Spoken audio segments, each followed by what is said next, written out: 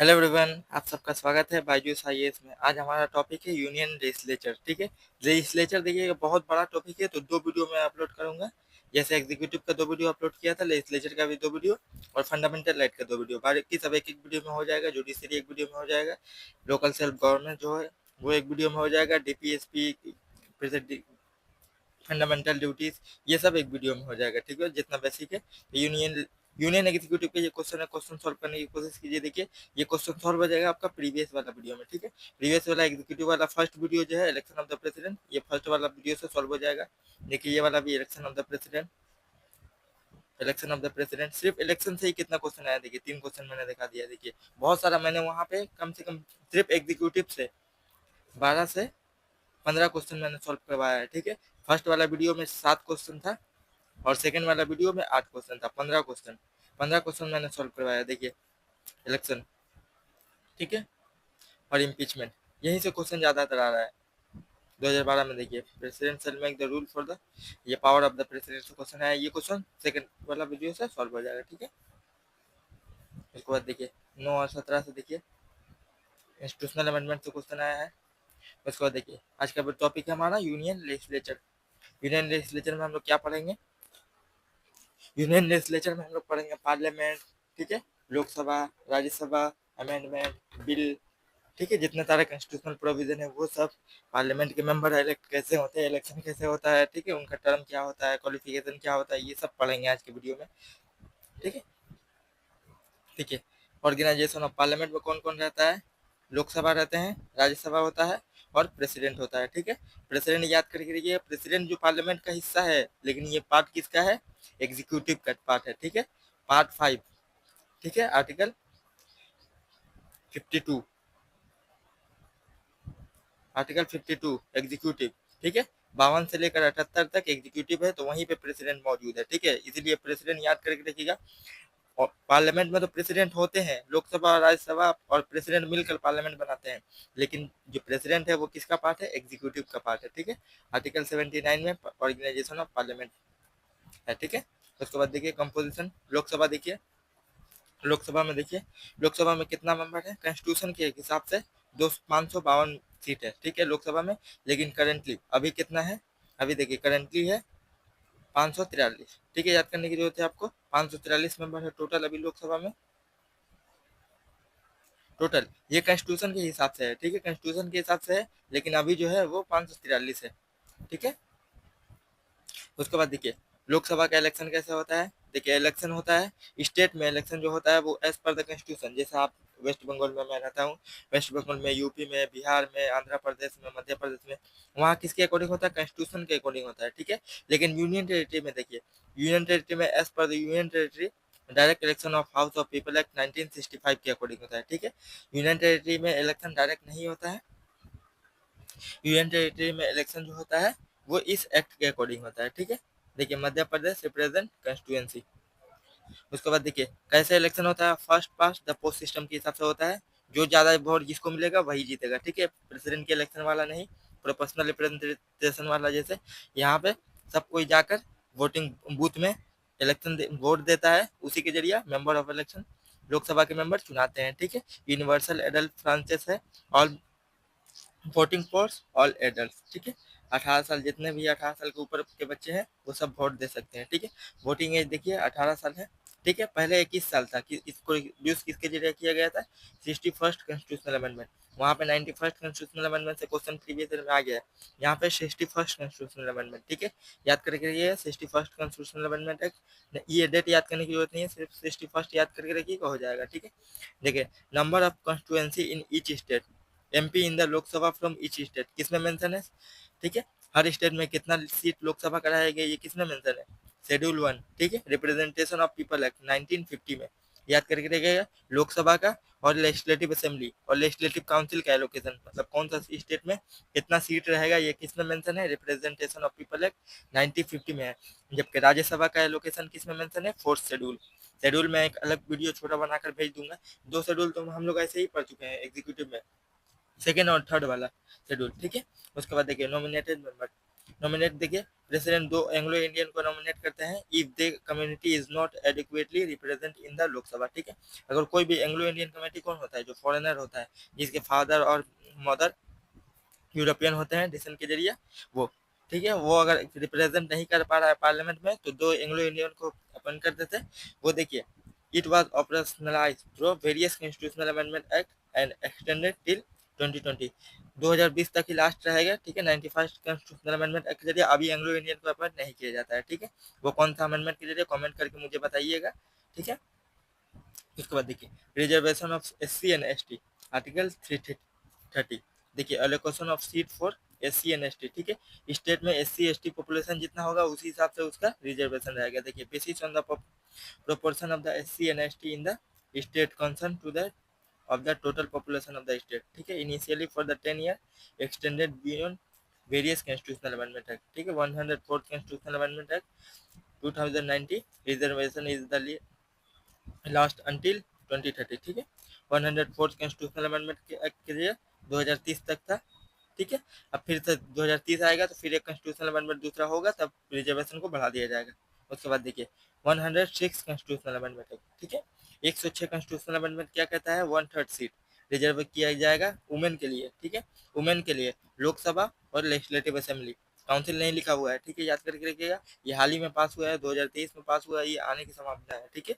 उसने देखिए commencement for the reservation, the reservation will be effective after the census conducted after the commencement of this act has been published, ठीक है। जब तक election conduct होगा, उसका रिपोर्ट पेश होगा, उसके बाद से ही रिजर्वेशन प्रोवाइड किया जाएगा। अभी reservation constitutional amendment bill pass हो गया है, लेकिन एक्ट बन चुका है, लेकिन अभी रिजर्वेशन नहीं रहेगा। जब सेंसस होगा 1931 का, तब उसके बाद, ठीक है, डिलिमिटेशन का होगा। उसके बाद वैलिडिटी फॉर रिजर्वेशन 15 ईयर तक रहेगा, can be extended by the parliament by law, ठीक है। बाई लॉ का मतलब होता है सिंपल मेजोरिटी। उसके बाद देखिए rotation of seat, seat reserve for the women will be rotate after each delimitation, ठीक है। हर डिलिमिटेशन के बाद सीट रोटेट करता रहेगा। जैसे पंचायत के इलेक्शन में सीट रोटेट करता रहता है, कभी इस जगह से रिजर्व सीट है तो देखिए कभी यहाँ से रिजर्व सीट है तो उसके बाद सर यहाँ रिजर्व रहेगा, ठीक है। उसके बाद वाला इलेक्शन ईयर में यहाँ रिजर्व रहेगा, ठीक है, रोटेट के बेस पे। जैसे आपका इलाका में है तो आपका पड़ोसी वाला इलाका में रिजर्व नहीं है, तो अगला साल जब इलेक्शन होगा तो पड़ोसी वाला में रिजर्व रहेगा, आप वाला में नहीं रहेगा, ठीक है। याद करके रखिएगा, ऐसे करिए। उसके बाद देखिए कंपोजिशन देखिए राज्यसभा का, देखिए राज्यसभा में कॉन्स्टिट्यूशन के अकॉर्डिंग 250 मेंबर है, कॉन्स्टिट्यूशन प्रोवाइड करता है, लेकिन करंटली अभी कितना है, 245, ठीक है। दिल्ली, पुडुचेरी और जम्मू कश्मीर में लेजिस्लेटिव काउंसिल राज्यसभा का सीट एलोकेट है। राज्यसभा का एलोकेशन किस में मेंशन है, 4th शेड्यूल, ठीक है। Allocation of seat in the Rajya Sabha, देखिए state with union territory, Rajya Sabha का इलेक्शन जो था, लोकसभा का इलेक्शन जो था वो डायरेक्ट इलेक्शन होता है, ठीक है। हम लोग वोट देने जाते हैं पोलिंग बूथ में और जाकर वोट देते हैं तो MP चुनाता है, लेकिन राज्यसभा का MP वैसे नहीं चुनाता है। राज्यसभा का MP कैसे चुनाता है, MLA, हम लोग MLA को वोट देते हैं, MLA को वोट देते हैं, वो MLA राज्यसभा में जाते हैं, ठीक है, MLA, ठीक है, MP नहीं। MP को डायरेक्ट हम लोग वोट देते हैं जब कंस्टिट्यूएंसी स्टेट का इलेक्शन होता है ना, चीफ मिनिस्टर वाला जब इलेक्शन होता है तो उस टाइम जब जो MLA को चुने रहते हैं हम लोग, तो उसी MLA को ही राज्यसभा में भेजा जाता है, ठीक है। प्रोपोर्शनल रिप्रेजेंटेशन, इसका इलेक्शन कैसा होता है, proportional representation by means of single transferable vote, ठीक है। इसके बाद देखिए member are elected by the elected member of the state legislative assembly, MLA elect होते हैं यहाँ पे, MP इलेक्ट नहीं होते हैं, ठीक है। MLA को इलेक्ट करके ही MP बनाया जाता है, ठीक है। राज्यसभा के MP कौन होते हैं, MLA होते हैं, स्टेट का MLA, ठीक है। उसके बाद देखिए fourth schedule allocation of seat in the council of state, ठीक है। कौन कौन स्टेट से कितना MLA जाएगा, ये किस में मेंशन है, फोर्थ शेड्यूल में, ठीक है। यहाँ पे देखिए तेलंगाना से 7 MP, आंध्र प्रदेश से 11 MP, ठीक है, बिहार में 16 MP। देखिए जहाँ स्टेट का पॉपुलेशन कम है वहाँ कम, और जहाँ पॉपुलेशन ज्यादा है वहाँ पे ज्यादा, ठीक है, पॉपुलेशन के हिसाब से है। उसके बाद देखिए नॉमिनेटेड मेंबर, आर्टिकल 80 में द प्रेसिडेंट नॉमिनेट 12 मेंबर, ठीक है। 12 मेंबर को प्रेसिडेंट नॉमिनेट करते हैं, वो 12 मेंबर कौन होते हैं, सुपरमैन होते हैं। सुपरमैन मतलब देखिए लिटरेचर, साइंस, सोशल सर्विस वगैरह का बहुत ज्यादा नॉलेज होना चाहिए, उसी को अपॉइंट करता है। ये खाली बकवास है, खास करके IAS ऑफिसर को ही ज्यादातर देखिएगा इस मामला में अपॉइंट किया जाता है, ठीक है। ये देखिए ज्यादातर बकवास आदमी कोई अपॉइंट किया, राजनीति पता ही है आपको। उसके बाद देखिए डिलिमिटेशन कमीशन क्या है, delimitation is the act of redrawing boundary of Lok Sabha and state assembly of state to represent change in the population, ठीक है। रीड्रॉइंग बाउंड्री जो देखिए ये बाउंड्री है, इस बाउंड्री को चेंज करने के लिए एक डिलिमिटेशन कमीशन बैठाया जाता है कि ये चेंज किया जाए, ठीक है। Represent change in the population, ठीक है, पॉपुलेशन को चेंज करना। देखिए currently representation of state in the parliament is fix with respect to 1971 का सेंसस, ठीक है। 1971 के सेंसस से ही अभी जो है डिलिमिटेशन अभी जो होता है पार्लियामेंट में का सीट जो है वो रिजर्व है किसके अकॉर्डिंग, 1971 के अकॉर्डिंग, ठीक है। डिलिमिटेशन कमीशन क्या है, सिर्फ यही वाला याद करके रखिएगा, ये डिफिनेशन याद करके रखिएगा और 1971 सेंसस याद करके रखिएगा, ठीक है। इतना ही से क्वेश्चन बनेगा, उसके मेंबर से क्वेश्चन बनेगा। 2 बार क्वेश्चन आया है प्रीवियस में, 3 बार क्वेश्चन आया है। 2024 में एक बार आया था कि डिलिमिटेशन कितना बार हुआ है, अभी तक 4 बार हुआ है, ठीक है। डिलिमिटेशन कमीशन, देखिए डिलिमिटेशन कमेटी बाउंड्री कमीशन भी कहा जाता है, ठीक है। क्या करता है, डिटरमाइन बाउंड्री ऑफ कंस्टिट्यूएंसी, ठीक है, डिटरमाइनिंग SC ST सीट, ठीक है। उसके बाद देखिए इसके मेंबर कौन होते हैं, रिटायर्ड सुप्रीम कोर्ट के जज होते हैं, chief justice chief election commissioner होता है और स्टेट इलेक्शन कमिश्नर होता है। चीफ इलेक्शन कमिश्नर का आर्टिकल कौन सा है, 324। स्टेट इलेक्शन कमिश्नर का आर्टिकल कितना है, 343 के 243 के। ये कहाँ है, पंचायत में। पंचायत का मैंडेटरी प्रोविजन है आर्टिकल 243 के। स्टेट इलेक्शन कमिश्नर का एस्टेब्लिशमेंट, ठीक है। It is an independent body, ये वर्ड याद करके, ये 2 स्टेटमेंट से ही 2 क्वेश्चन आया है, ठीक है। यहाँ पे देखिए मेंबर से क्वेश्चन आया है, 2 स्टेटमेंट से क्वेश्चन आया है। देखिए it is an independent body, ठीक है, कॉन्स्टिट्यूशन में कहीं भी मेंशन नहीं है, ठीक है। Body whose order can not be challenge in any court of law, ठीक है। देखिए यहाँ पे क्वेश्चन,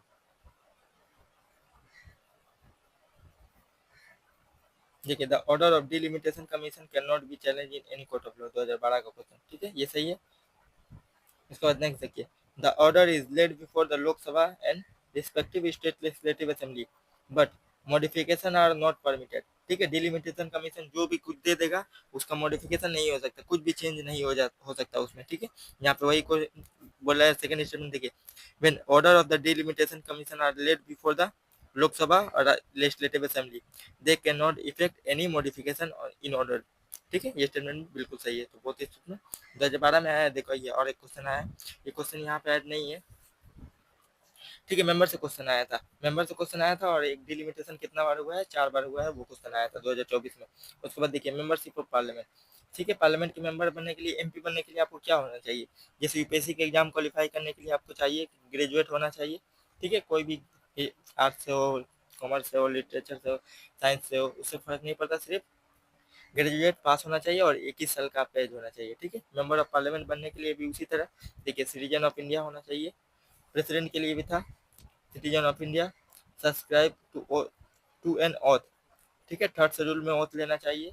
और देखिए एज 25 साल होना चाहिए लोकसभा के इलेक्शन के लिए, ठीक है, 25 साल से ज़्यादा होना चाहिए। राज्यसभा के इलेक्शन के लिए 30 साल, ठीक है। ये देखिए लोकसभा में और लेजिस्लेटिव असेंबली में भी, ये राज्यसभा में और लेजिस्लेटिव काउंसिल में भी, ठीक है, ये सेम एज है।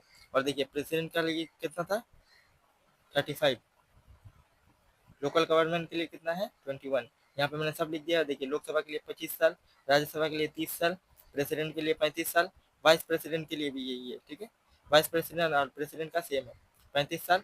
और लोकल गवर्नमेंट का इलेक्शन लड़ने के लिए, पंचायत के इलेक्शन लड़ने के लिए आपको कितना एज होना चाहिए, पंचायत या म्यूनसिपलिटी का इलेक्शन लड़ने के लिए 21 साल के आप होने चाहिए, ठीक है। उसके बाद देखिए elector from any Lok Sabha constituency for Lok Sabha and Rajya Sabha for SC and ST seat belonging to ST and ST community, ठीक है। अगर लोकसभा का इलेक्शन लड़ना है आपको तो कोई भी लोकसभा का कंस्टिट्यूएंसी में आपका नाम होना चाहिए, मतलब आपके पास वोटर ID कार्ड होना चाहिए, यही बोलना चाह रहा है, ठीक है। बिलोंगिंग अगर ST SC है, रिजर्वेशन चाहिए तो कोई भी SC ST कम्युनिटी में रिजर्व होना चाहिए, ठीक है, आपका SC ST कार्ड होना चाहिए, वही बोल रहा है। उसके बाद देखिए डिस्क्वालिफिकेशन ऑफ मेंबर, आर्टिकल 102, ठीक है, 102 के अकॉर्डिंग डिस्क्वालिफिकेशन। देखिए ये वर्ड याद करके रखिएगा, यही 4 रीजन है जो आर्टिकल 102 के अकॉर्डिंग डिस्क्वालिफिकेशन। डिस्क्वालिफिकेशन 3 तरीके का होता है, ठीक है। एक देखिए आर्टिकल 102 के अकॉर्डिंग, एक देखिए रिप्रेजेंटेशन ऑफ पीपल एक्ट 1951 के अकॉर्डिंग, और होता है 10th schedule anti defection law के अकॉर्डिंग। 3 तरह का होता है। एंटी डिफेक्शन लॉ से जब पार्टी चेंज करेंगे या फिर इंडिपेंडेंट मेंबर इधर उधर ज्वाइन करेंगे तब, ठीक है। 102 के अकॉर्डिंग ये 4 रीजन है। और रिप्रेजेंटेशन ऑफ पीपल एक्ट 1951 के जेल वगैरह टर्म वगैरह से रिलेटेड जो भी है वो 51 से रिलेटेड, ठीक है। जब इलेक्शन हम लोग पढ़ेंगे एक वीडियो में तब रिप्रेजेंटेशन ऑफ पीपल एक्ट देख लेंगे, उसका स्पेशल प्रोविजन क्या है देख लेंगे, ठीक है। उसके बाद देखिए इसमें क्या मेंशन है, ऑफिस ऑफ प्रोफिस है, अनसाउंड माइंड है, पागल कोई हो भैया, ठीक है। ऑफिस ऑफ प्रॉफिट कोई भी मतलब सरकारी ऑफिसर है या फिर गवर्नमेंट का कोई भी कॉन्ट्रैक्ट है, गवर्नमेंट का जॉब होना चाहिए, ठीक है। गवर्नमेंट का जॉब है आपके पास तो आपको हटा दिया जाएगा। देखिए अनसाउंड माइंड है, पागल हो गया है, अनडिस्चार्ज और इंसॉल्वेंट मतलब बैंकरप्ट, दिवालिया घोषित कर दिया गया। देखिए विजय माल्या है नॉट ए सिटीजन, ठीक है। आप दूसरे कंट्री का सिटीजनशिप अडॉप्ट कर लिए और देखिए under any law made by the parliament, ठीक है। रिप्रेजेंटेशन ऑफ पीपल एक्ट 1951, ये रिप्रेजेंटेशन ऑफ पीपल एक्ट में बहुत सारा डिस्क्वालिफिकेशन का प्रोविजन दिया हुआ है। वो डिस्क्वालिफिकेशन के प्रोविजन से देखिएगा लास्ट के 6 साल में 4 बार मेंस का क्वेश्चन आया है। देखिए मेंस के सिलेबस में खास करके लिखा हुआ है रिप्रेजेंटेशन ऑफ पीपल एक्ट, ठीक है, 1950 और 51 दोनों। उसके बाद देखिए office of profit, office of profit क्या होता है, not defined in the constitution, constitution में कहीं पे भी डिफाइन नहीं है। देखिए position that bring the office holder some financial gain advantage और बेनिफिट, कोई भी गवर्नमेंट ऑफ इंडिया और एनी स्टेट गवर्नमेंट से आपको बेनिफिट मिल रहा है, कोई भी गिफ्ट मिल रहा है, ठीक है, पेंशन मिल रहा है वगैरह, कुछ भी हो सकता है, सरकारी जो सरकार से कुछ भी आपको मिल रहा है, ठीक है, तो वो ऑफिस ऑफ प्रॉफिट में आएगा, ठीक है। आर्टिकल 102 एमपी के लिए, 191 एमएलए के लिए, ठीक है, एमएलए और एमएलसी के लिए, state that an MP MLA और MLC bear from the holding any office of profit under the central और स्टेट गवर्नमेंट, ठीक है। रीजन क्यों, removing the conflict between duties and interest of an elected member, ठीक है। उसके बाद देखिए test of office of profit क्या होगा, whether government make the appointment, government के लिए अपॉइंट किया गया, देखिए government has right to remove और dismiss holder of the office, whether the government pay the remuneration, ठीक है, पेंशन वगैरह remuneration function are carried out for the government, या गवर्नमेंट का कॉन्ट्रैक्ट हो वगैरह हो, ठीक है, whether the government has control over the duty and function of the holder, ठीक है। उसके बाद देखिए ये एक्ट से क्वेश्चन आया है एक बार, देखिए parliament prevention of disqualification act 1959, ठीक है। The act aim to prevent MP from belonging to being disqualify for holding certain office, देखिए यहाँ ये एक्ट बोल रहा है कि कुछ ऑफिस ऐसे हैं जो ऑफिस ऑफ प्रॉफिस होने के बावजूद भी डिस्क्वालीफाई नहीं होंगे। कौन सा ऑफिस है, देखिए कुछ ऑफिस जो है जो कॉन्स्टिट्यूशनल और स्टेट्यूटरी बॉडी के चेयरमैन होते हैं या मेंबर होते हैं वो, जैसे देखिए national national commission for schedule caste है, नेशनल कमीशन फॉर एसटी है, ठीक है, शेड्यूल ट्राइब और नेशनल कमीशन फॉर वुमेन है, ठीक है, अदर बैकवर्ड क्लास का कमीशन है। ये सब कमीशन के मेंबर और चेयरमैन अगर एमपी बनेंगे तो वो डिस्क्वालीफाई नहीं होंगे ऑफिस ऑफ प्रॉफिट आर्टिकल 102 के अकॉर्डिंग, ठीक है। It is ensure that MP does not face the conflict of interest between their duty as public representative and any personal gain from other position, देखिए the act listed certain office that are exempted from the being considered as an office of profit. This means the MP holding this office will not be disqualified, ठीक है। The act has so far been amended 5 times, ये आपको याद करने की जरूरत नहीं है, याद नहीं रहेगा तभी आपका क्वेश्चन सॉल्व हो जाएगा। देखिए 2019 में क्वेश्चन आया, देखिए parliament prevention and disqualification act 1959 exempted several post from the disqualification on the ground of office of profit, ठीक है, ये सही में प्रोवाइड करता है डिस्क्वालिफिकेशन एक्ट, ठीक है। देखिए ये वाला स्टेटमेंट छोड़ दीजिए, आपको पता नहीं है छोड़ दीजिए, ठीक है। देखिए the term office of profit well define in the constitution, constitution में कहीं पे भी डिफाइन है नहीं है, ठीक है। ये स्टेटमेंट काट दिए, एलिमिनेशन टेक्निक लगाइए, देखिए 3 इसमें है कट गया, 3 इसमें है कट गया, 3 इसमें है कट गया, आंसर खुद ब खुद ऑटोमेटिकली निकल के आ गया, ठीक है। आपको एलिमिनेशन टेक्निक जरूर यूज करना है, प्री के एग्जाम में एलिमिनेशन टेक्निक क्या होता है, देखिए अगर करेक्ट स्टेटमेंट पूछा है तो आप ऑप्शन में से इनकरेक्ट फाइंड कीजिए, क्योंकि इनकरेक्ट जो स्टेटमेंट रहेगा तो यहाँ पे इनकरेक्ट जो स्टेटमेंट रहेगा वो वाला स्टेटमेंट आप काट दीजिएगा, ठीक है। चलिए हो गया। उसके बाद देखिए article 103 decision of question as to disqualification of a member, ठीक है। If any member arises as a whether a member either house of the parliament become the subject to any of the disqualification or question shall be referred to the decision of the president and the decision of the president is final, ठीक है। Article 103 से disqualification कौन decide करेगा, president decide करेंगे, ठीक है। लेकिन president decide करेंगे किसके कहने पे, इलेक्शन कमीशन ऑफ इंडिया के रिकमेंड से, ठीक है, इलेक्शन कमीशन ऑफ इंडिया के ओपिनियन से लेने के, ठीक है, ठीक है। इलेक्शन कमीशन का ओपिनियन जरूरी है, ठीक है, इलेक्शन कमीशन का ओपिनियन, ठीक है। आर्टिकल 103 डिस्क्वालिफिकेशन कौन डिसाइड करेगा, प्रेसिडेंट डिसाइड करेंगे, किसके कहने पे, इलेक्शन कमीशन ऑफ इंडिया के ओपिनियन लेने के बाद, ठीक है। और 10th शेड्यूल वाला डिस्क्वालिफिकेशन कौन डिसाइड करेगा, प्रेसाइडिंग ऑफिसर, ठीक है। लोकसभा का स्पीकर डिसाइड करता है, याद करके रखिएगा। 10 शेड्यूल एंटी डिफेक्शन लॉ वाला प्रोविजन है, उसका डिस्क्वालिफिकेशन प्रेसाइडिंग ऑफिसर डिसाइड करेगा। और आर्टिकल 103 और रिप्रेजेंटेशन ऑफ पीपल एक्ट 1951 वाला भी डिस्क्वालिफिकेशन प्रेसिडेंट ही डिसाइड करेंगे, ठीक है। उसके बाद देखिए वैकेंसी ऑफ सीट। वैकेंसी कैसे होगा सीट, देखिए अगर कोई भी एमपी है, देखिए if a person is elected both houses of the parliament, ठीक है। अगर कोई एमपी है वो राज्यसभा और लोकसभा दोनों में ही इलेक्ट हो जाता है, ठीक है। 2 सीट उसको मिलता है, 2 सीट 2 जगह से जीतता है, अलग अलग सीट से, ठीक है। He must intimated with in 10 days, ठीक है। 10 दिन के अंदर उसको इलेक्शन कमीशन से बोलना पड़ेगा, ठीक है। अगर नहीं बोला तो राज्यसभा वाला सीट वैकेंट हो जाएगा, ठीक है। अगर देखिए दोनों हाउस से बोथ हाउसेस, ठीक है, दोनों हाउस से अगर जीत जाता है तो देखिए 10 दिन के अंदर उसको डिसाइड करना पड़ेगा कि कौन सा सीट वो छोड़ेगा, ठीक है। अगर नहीं छोड़ेगा तो राज्यसभा वाला सीट जो है ऑटोमेटिकली खाली हो जाएगा, ठीक है। उसका लोकसभा वाला सीट बचा रहेगा, ठीक है। पहला वाला वैकेंसी देखिए, ये वैकेंसी याद करके रहिए क्योंकि यहाँ से यूपीएससी का स्टेटमेंट बन सकता है, ठीक है। अगर दोनों हाउस से अगर जीता, ठीक है, दोनों हाथ से जीता लोकसभा और राज्यसभा दोनों में, 10 दिन के अंदर उसको छोड़ना पड़ेगा एक सीट, नहीं तो राज्यसभा वाला खाली हो जाएगा, ठीक है। उसके बाद देखिए 2 नंबर देखिए, इफ ए सिटिंग मेंबर, अगर पहले से ही लोकसभा का मेंबर है, अगर राज्यसभा का मेंबर बन गया, ठीक है। लोकसभा का मेंबर है, राज्यसभा का देखिए one house is also elected to the other house, ठीक है। इस seat in the first house become vacant, अगर दूसरा हाउस में इलेक्ट हुआ तो पहला हाउस वाला सीट उसका वैकेंट हो जाएगा, ठीक है, खाली हो जाएगा, दूसरा वाला चलता रहेगा, ठीक है। सिटिंग मेंबर पहले से ही मेंबर है, अगर राज्यसभा का मेंबर है तो लोकसभा में इलेक्ट हुआ है तो राज्यसभा वाला वैकेंट हो जाएगा, ठीक है, लोकसभा में इलेक्ट होने के बाद।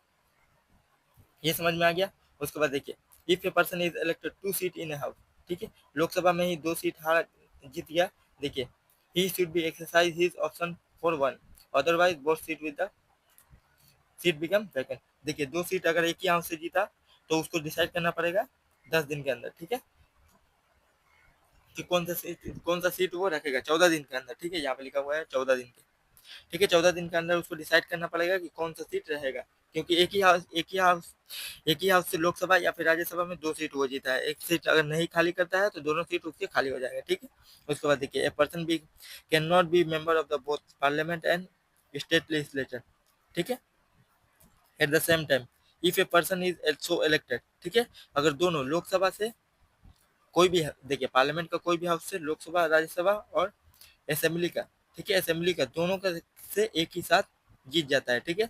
अगर वो देखिए 14 दिन के अंदर लेजिस्लेटिव असेंबली वाला सीट अगर खाली नहीं करता है तो राज्यसभा वाला पार्लियामेंट वाला सीट जो होगा वो ऑटोमेटिकली खाली हो जाएगा, ठीक है।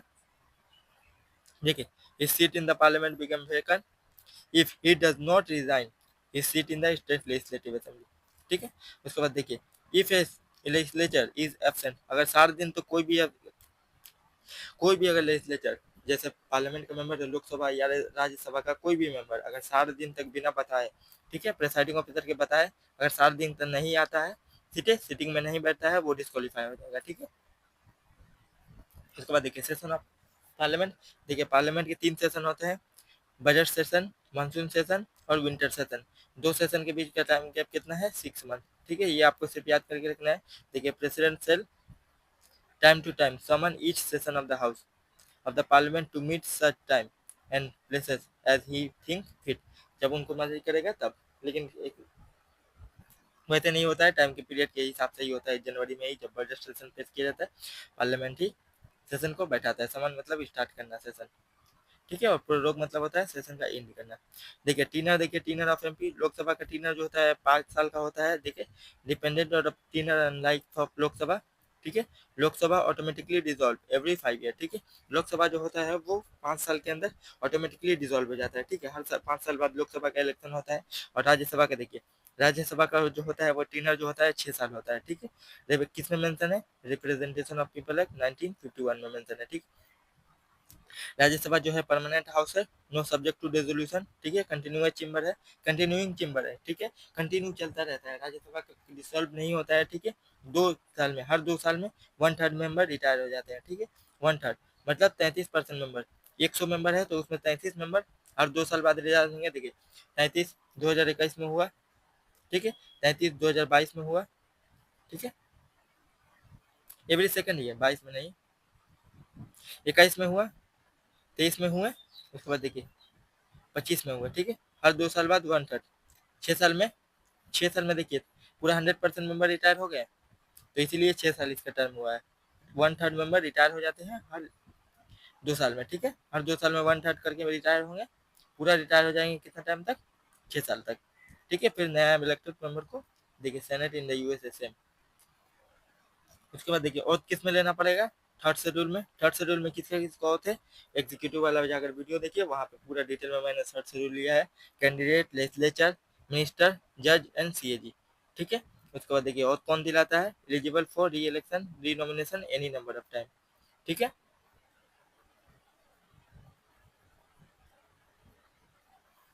ओथ कौन दिलाएगा, प्रेसिडेंट, ठीक है। उसके बाद देखिए सैलरी एंड अलाउंसेस, देखिए salary and allowances and pension of the member of the parliament, ठीक है, revise every 5 year based on the cost inflation index, ठीक है। देखिए 1885 में allowances modify by the government.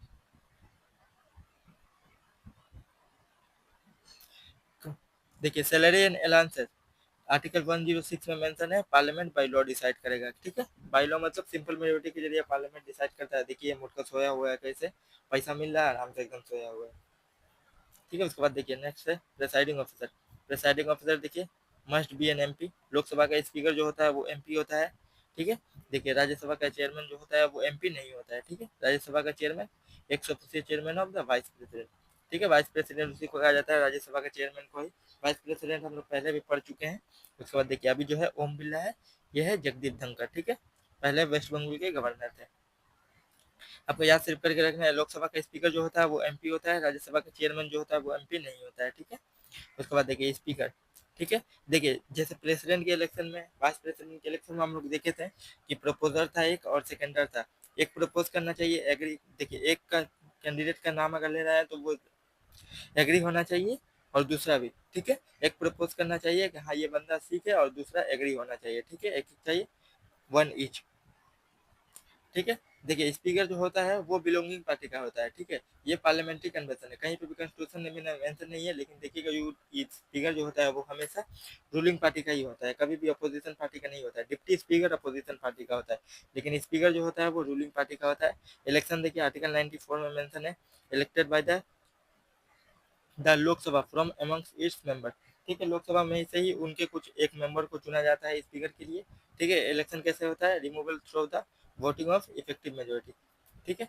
Elected by the Lok Sabha from amongst its member, Lok Sabha के बहुत सारे member है, उन्हीं में से एक को चुना जाता है स्पीकर के लिए, ठीक है। May resign submitted to the deputy speaker, ठीक है। अगर रिजाइन करते हैं वो, जैसे प्रेसिडेंट अपना रेजिग्नेशन किसको देते थे, वाइस प्रेसिडेंट को, उसी तरह देखिएगा स्पीकर अपना रेजिग्नेशन किसको देंगे, डिप्टी स्पीकर को, ठीक है। Removal through voting on effective majority, ठीक है। इफेक्टिव मेजोरिटी की जरूरत पड़ती है, इफेक्टिव मेजोरिटी देखिएगा लोकसभा का स्पीकर को रिमूव करने के लिए और राज्यसभा के चेयरमैन को रिमूव करने के लिए, इफेक्टिव मेजोरिटी यही दो जगह काम आता है। स्पेशल मेजोरिटी और सिंपल मेजोरिटी का ही बहुत सारा एप्लीकेशन है, बहुत जगह यूज होता है। बाकी देखिएगा एक तो स्पेशल मेजोरिटी जो 2/3 मेंबर वाला टोटल स्ट्रेंथ था, वो सिर्फ प्रेसिडेंट के रिमूवल में यूज किया जाता है, ठीक है। उसके बाद देखिए 14 दिन का नोटिस चाहिए, no ground for the removal mention in the constitution. Constitution में स्पीकर का रिमूवल का कोई भी ग्राउंड मेंशन नहीं है, वाइस प्रेसिडेंट का रिमूवल का कोई भी ग्राउंड मेंशन नहीं है, ठीक है। Does not vacant the post immediately after the dissolution of Lok Sabha, ठीक है। जब तक कोई नया एमपी नहीं आ जाता तब तक वो लोकसभा में रहेंगे, ठीक है, स्पीकर, जब तक कि कोई नया स्पीकर नहीं आ जाता, ठीक है। जैसे लोकसभा तो ऑटोमेटिकली 5 साल में डिसॉल्व हो जाता है, तो जितने भी एमपी होते हैं वो अपना घर चले जाते हैं, ठीक है, नया इलेक्शन होता है। लेकिन लोकसभा वैसा, स्पीकर को वैसा नहीं होता है, स्पीकर जब तक नहीं आता है दूसरा स्पीकर, तब तक वो स्पीकर के पोस्ट में रहेगा, ठीक है।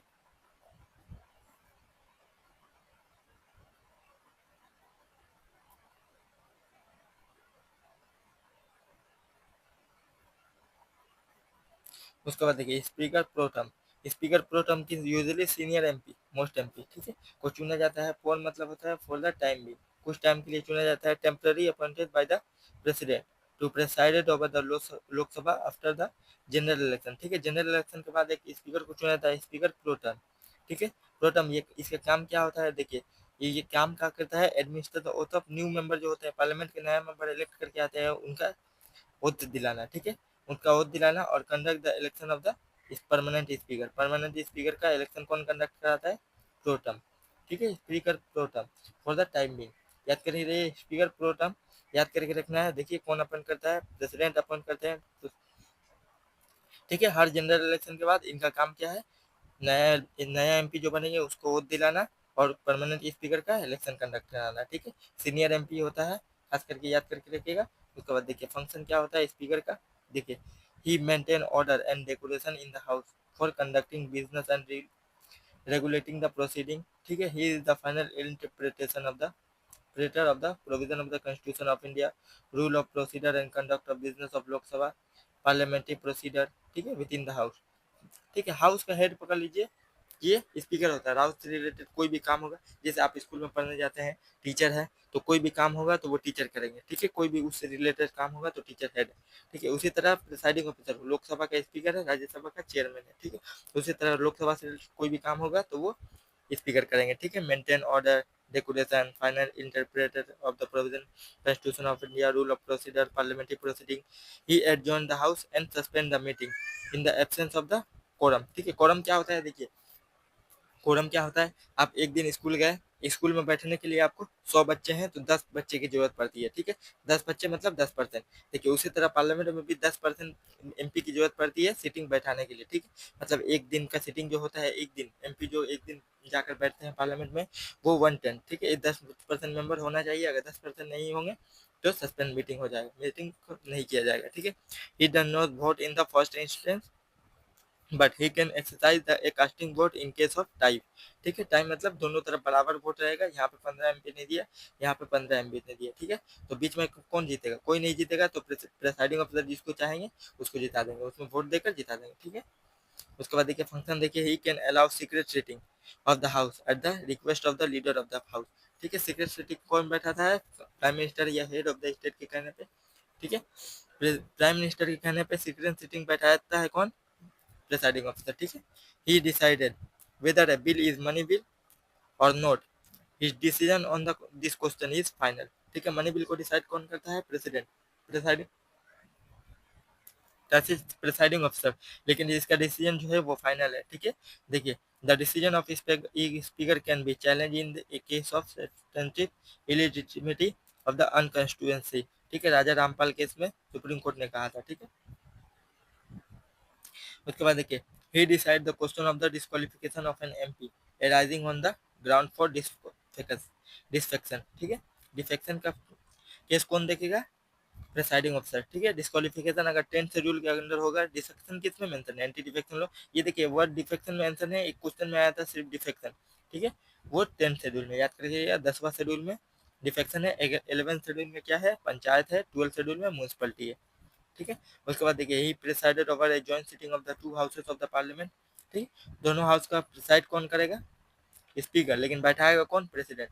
He act as the chairman of the some parliamentary committee, business advisory committee है, रूल कमेटी है, जनरल पर्पस कमेटी है। ठीक है। उसके बाद देखिए डिप्टी स्पीकर, स्पीकर जो था वो रूलिंग पार्टी का मेंबर था, लेकिन डिप्टी स्पीकर जो होता है वो अपोजिशन का रहता है। ठीक है। याद करके रखिएगा, ये क्या करता है, डिप्टी स्पीकर क्या करता है, डेट ऑफ इलेक्शन फिक्स करता है, स्पीकर का डेट फिक्स करता है। करंटली नो डिप्टी स्पीकर, अभी कोई भी डिप्टी स्पीकर नहीं है।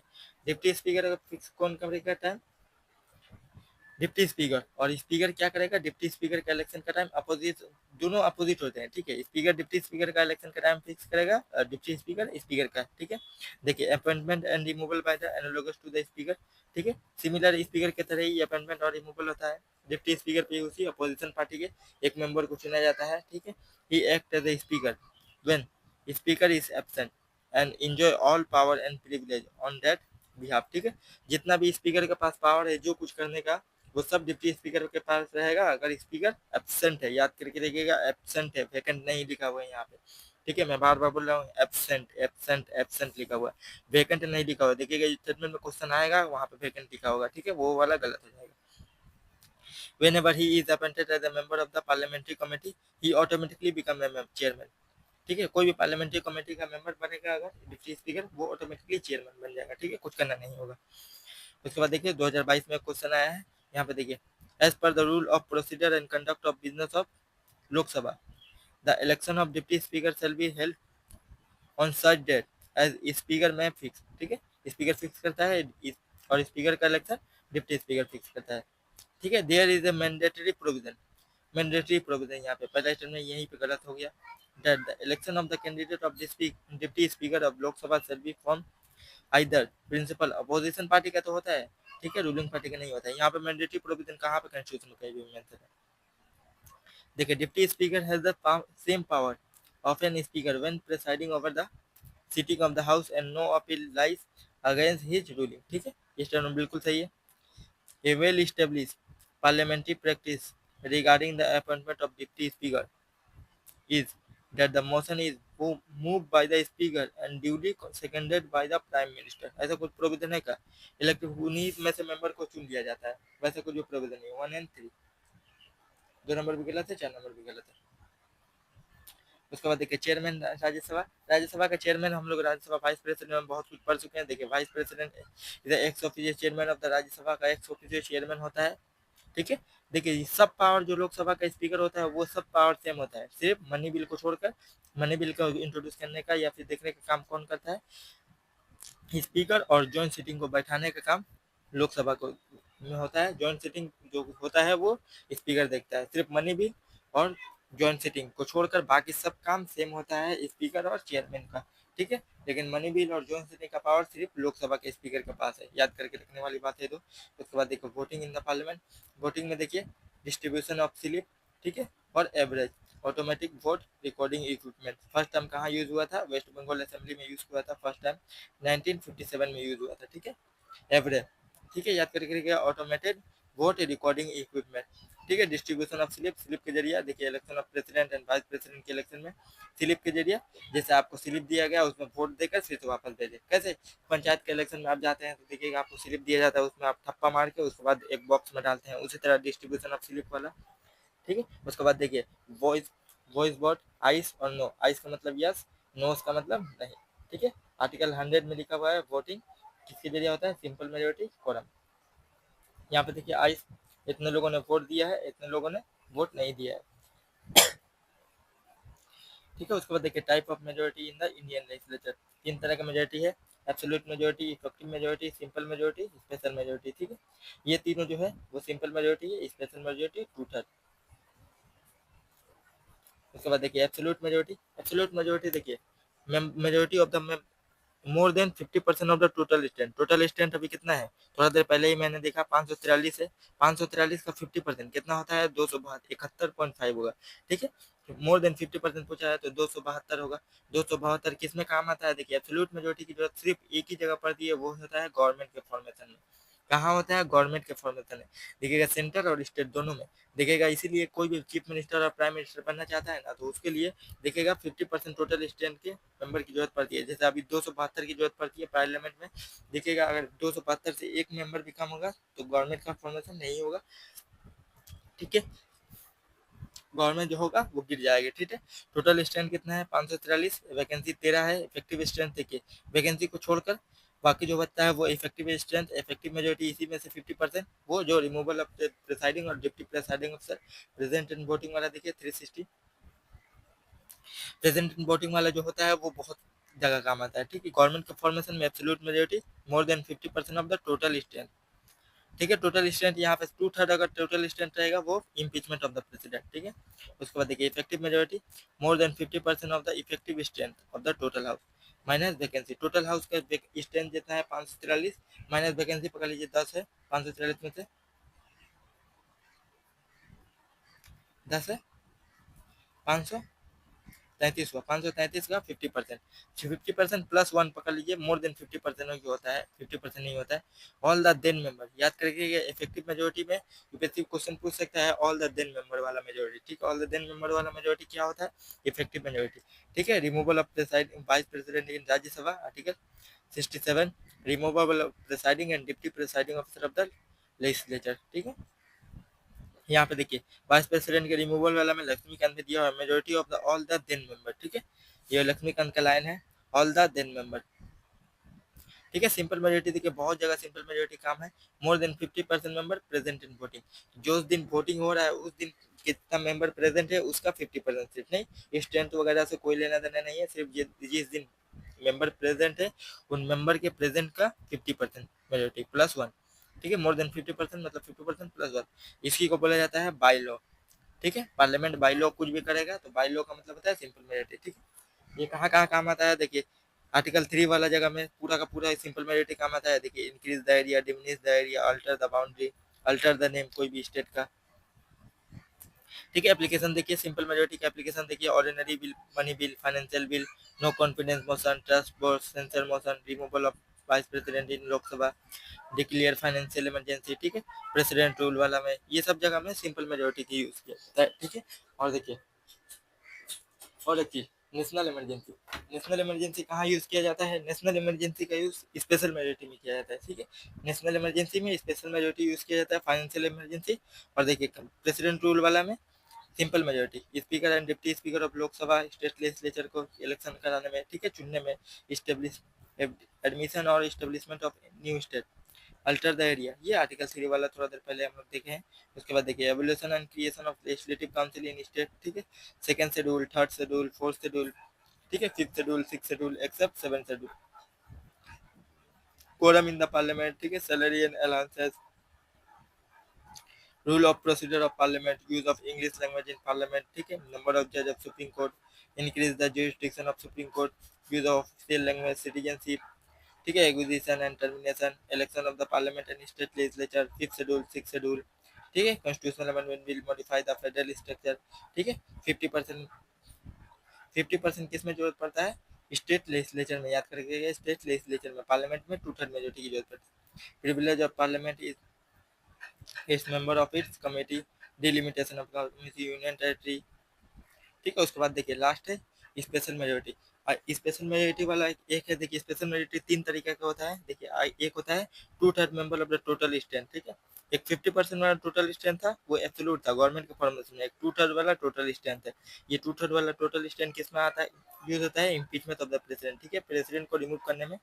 वो 2/3 ऑफ द टोटल स्ट्रेंथ, ये सबसे हार्डेस्ट मेजोरिटी है, ठीक है, एटलीस्ट 2/3। स्पेशल का मतलब ये होता है 2/3 हो गया। ये एक होता है 2/3, article 61 impeachment of the president के लिए होता है। एक होता है 2/3 मेंबर प्रेजेंट एंड वोटिंग, सिर्फ प्रेजेंट एंड वोटिंग, ठीक है।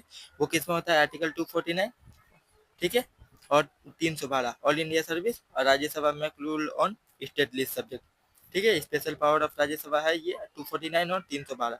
और एक है आर्टिकल 368, 368 में देखिए बहुत सारा प्रोविजन है। ये वाला स्पेशल मेजोरिटी के सबसे ज्यादा प्रोविजन है, ठीक है। Application more than 50% of the total stand और total member present and voting, इन दोनों मेजोरिटी में से जो ज्यादा होगा उसी वो लिया जाएगा, ठीक है। देखिए, स्पेशल पावर ऑफ राज्यसभा, चलिए देखते हैं special power of Rajya Sabha. Constitutional amendment वाला वीडियो हम लोग अगले वीडियो में देखेंगे, ठीक है। पार्लियामेंट का पार्ट 2 में कॉन्स्टिट्यूशनल अमेंडमेंट से स्टार्ट करेंगे। देखिए, 249, देखिए, मे और may not make law, to make law on the state list subject. Rajya Sabha के पास पावर है कि 2/3 मेजोरिटी प्रेजेंट एंड वोटिंग के साथ वो राज्यसभा कोई भी स्टेट लिस्ट में लॉ बना सकता है, ठीक है। Authorise for 1 year at the time, ठीक है, can be renew any number of time, ठीक है। 1 साल तक वो जो लॉ बनाएगा वो 1 साल तक चलेगा। Law made under the authorisation cease to operate 6 month after the end of authorisation, ठीक है। 1 साल तक चलेगा। 1 साल के बाद 1 साल प्लस 6 महीने, टोटल 1.5 ईयर तक चलेगा। उसके बाद सस्पेंड हो जाएगा, ठीक है। वो जो लॉ बनाएगा वो लॉ कोई काम का नहीं रहेगा, ठीक है। उसके बाद देखिए 312, to create new all India service, ठीक है, to create new all India service, ठीक है। ऑल इंडिया सर्विस कौन है? आईएएस, आईपीएस और आईएफएस, इंडियन फॉरेस्ट वाला सर्विस गारंटी है, ठीक है। इंडियन जुडिशियल सर्विस बनाने की बात चल रही है, वो किसके जरिए बनेगा? राज्यसभा का स्पेशल पावर, ठीक है। यही तक का लास्ट था, at least 2/3 member present and voting, ठीक है। अगले वीडियो में नेक्स्ट एक टॉपिक को देखेंगे। नेक्स्ट इसी को यूनियन लेजिस्लेचर का पार्ट 2 देखेंगे, ठीक है। पार्ट 1 हो गया, पार्ट 2 देखेंगे, पूरा यूनियन लेजिस्लेचर खत्म हो जाएगा। उसके बाद देखेंगे judiciary, local self government, fundamental right है, बस इलेक्शन है, उसके बाद पॉलिटी खत्म, प्री के हिसाब से। मेंस वाला में तो आपको बहुत डिटेल में पढ़ना है, ये तो प्री के लिए मैं रिवाइज करा रहा हूँ, ठीक है। अगले वीडियो में मिलते हैं, थैंक यू, बाय बाय।